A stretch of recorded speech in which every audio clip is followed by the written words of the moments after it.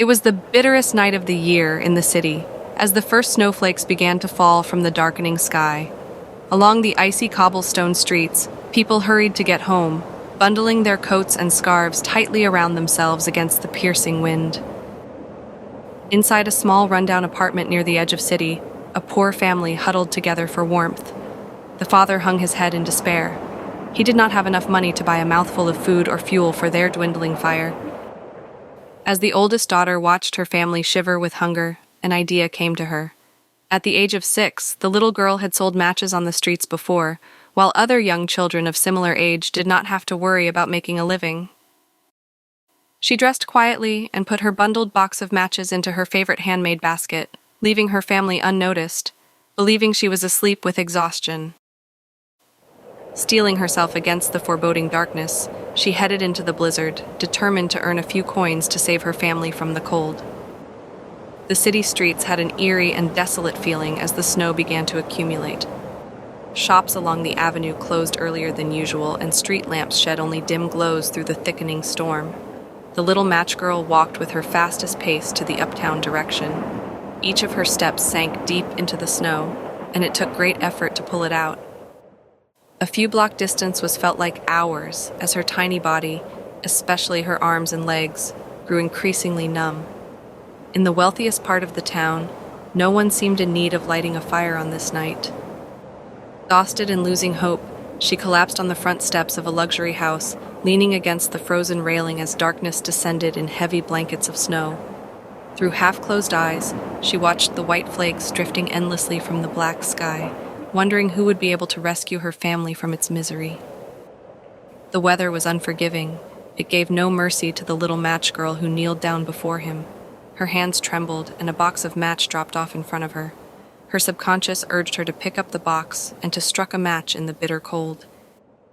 As it flared to life, a vision appeared. The door of the luxury house faded gradually from its center to the casing, opening a portal to the inside of the house. She could see through the door, far away in the living room, a family enjoying a hot meal around their dinner table. It was not just the food that caught her eye.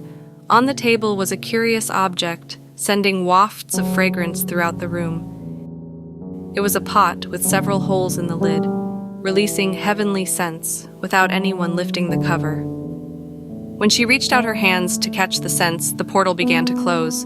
She quickly struck the next match. This time the wall on her left turned slightly transparent.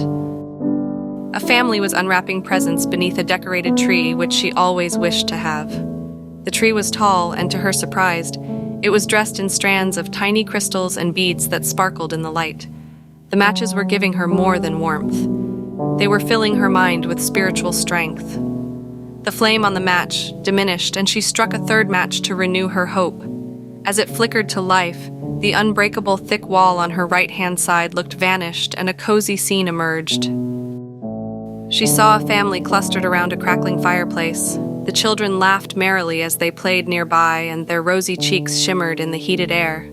There were items set on the fireplace mantel. Intricately carved wooden figurines stood proudly on display, animals, people, and magical creatures peering out from the mantelpiece. The detail of their craftsmanship was exquisite. Such wooden friends could remind families of beauty, even in dark times. As the match burned out, the little match girl struck her final match. She saw her beloved grandmother once more. The little match girl wept and wanted to tell how much she missed her. Whenever she felt lonely and helpless, she would hold tight onto the handmade basket grandmother made for her last birthday. Grandmother answered with a smile and turned her head to a man by her side. The match struggled in its last resort to illuminate the man's kind face. He was a welfare worker.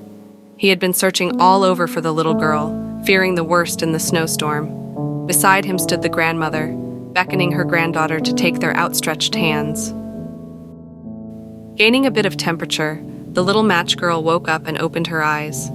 Grandmother was only part of her dream. The reality was the welfare worker saving her from freezing. He had found her tiny frozen form and gathered her into his coat for warmth.